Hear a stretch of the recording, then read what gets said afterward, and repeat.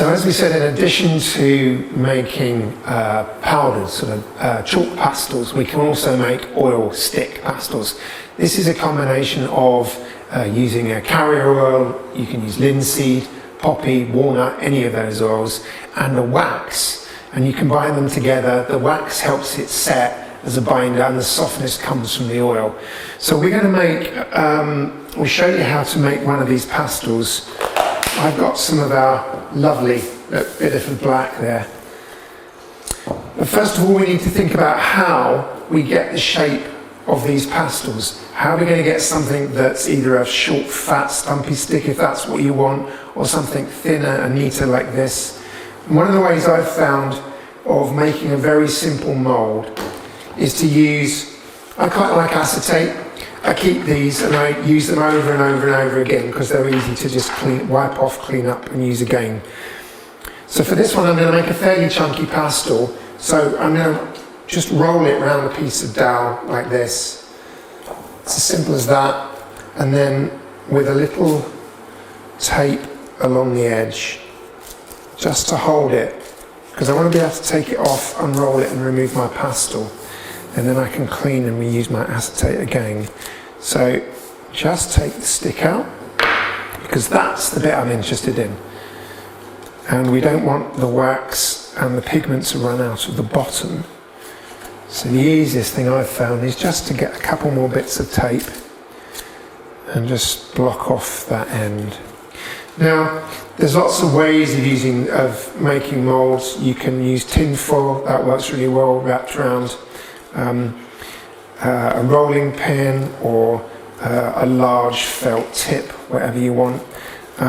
You can also use, as they do in candle making, you can use bits of old pipe, plumbing pipe. Particularly the plastic is great, because I've found with a little Vaseline just wiped around the inside, and then when it's set you can push your stick out of one end and it makes a really lovely, clean, sort of smart finish to that. So look, there's my mould. And now I just need to stand it up in something. I think that one's a little bit long, so I'm going to take a pair of scissors and just cut the end off that. I think that feels like a good sort of size to me for a chunky crayon. And I'm using these old baked bean cans. We use these quite a lot. And I've got 3 of those in there, so I'm going to try and get as many out of one batch as I can. So here's my pigment. Now how much, again, we talk about pigment load quite a lot. The more pigment you've got in, the stronger the colour intensity of that will actually be. So generally, if it's just me, I like to load as much as I can in, so I'm going to give a really good healthy dollop. There are no ratios or hard and fast rules for this. This is about you experimenting and seeing what works. So I think for sort of 3, maybe a dollop each plus 1 extra. Now I need the wax and the oil. I'm using poppy seed oil, as I say. This is a natural carrier oil. It's used in all sorts of things, including sort of homemade cosmetics and soaps. It's fairly colourless, which is good, because if you're making a very light coloured pastel, something like a white or a pale buff, the last thing you want is the oil, the colour, especially with some linseed oils, they're very yellow, to actually change the nature. Right, now I've got to stir. I really want to work as much of that pigment together into quite, this is almost like we were making paint, quite a thick paste. And I want to make sure there's no powdered bits left whatsoever in there. The more I work that in, the better the quality of my stick is going to be. So let me just show you that. Look at how thick I've actually got. There's a really hefty pigment load in that. I'm not too worried about air bubbles, that will come out. And then finally, we need to add in the wax. So you can use beeswax, which comes in sort of little granule forms like this. This is natural cosmetic grade beeswax. raw beeswax again is quite yellow, so as we talked about with the linseed oil, you don't want to add an unwanted tint to your pastels. So the more beeswax you use, the softer this is actually going to be. So you can then mix a combination of waxes. I'm going to use roughly 3 to 1. I'm going to use beeswax, and I'm going to put in some microcrystalline wax, which is paraffin wax. Canuba wax works really well. There's plenty of other ones you can buy. You can buy soy wax if you want a vegan version of this, and you don't want to use anything made by bees. So I've got roughly 3 to 1 of my wax and my oil. And I'm going to mix that in just to coat the whole thing, the pigments in. Again, working out how soft or how hard you'd like your pastels to be is a little bit trial and error. I've done this a few times, so I know that my roughly sort of 3 to 1 ratio tends to work. So I'm going to add this in. So here I've just got, on my little hob, I've got some hot water, and I'm going to melt the wax in the hot water. I don't want to rush it, I just want to let it melt down naturally.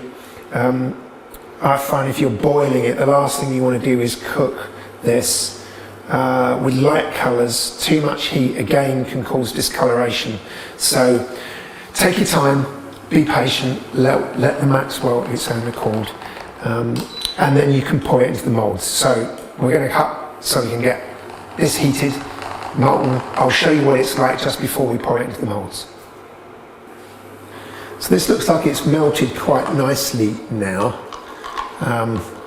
Can't see any lumps or any little any of the little beadlets of wax left, so I'm going to turn that off and bring our moulds over and make a few of these. So I'm just giving it a stir. This is typical artist style. I'm using the end of a paintbrush. We do, don't we? We use them for everything, even our tea. Just make sure it's not the same one that you've made your paint sticks with. So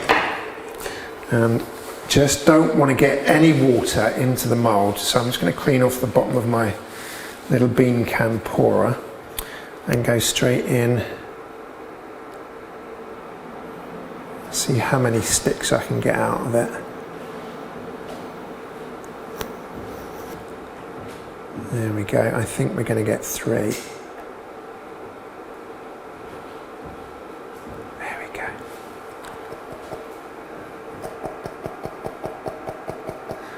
It does start to set quite quickly, so you can always get a little bit more by putting the can back in the water, get those last dregs out, and it really doesn't matter if you then top up what you've done. As long as it's not completely set, it will join to itself. So that's the last of our pigment. And now we just need those to set. Now they don't take too long. Within about 10-15 minutes that will be demoldable. So we'll give it 10 minutes, we'll come back and we'll demold some, and then we'll try and see what kind of marks they make. So I think these are pretty much set. What have you got there? So, you know, we talked about making some more Bideford black sticks. I gave you those chalk pastel ones, didn't I? I've made you some oil pastel ones as well. Nice. I thought we'd have because then you can use them with different media. You could almost use this as a resist, couldn't you, for water-based media? Yeah. So it's a nice chunky one as well, isn't it? Yeah, you know what, it's not worth making tiddly little things to draw in, is it? It's just, so let's just unwrap this. So that's the acetate tube. Yeah, I like acetate. Like I said, it's really nice because I can just sort of wipe it off and reuse it. So let's have a look and see what we've got. There we are. That's not bad, is it? Look at that, that's nice and shiny. Yeah. And it's still slightly warm. Ooh, look at that. That's not bad. Yeah, I might have a go at putting that onto some of the drawings. Great, let's do it. Brilliant, thanks Dan.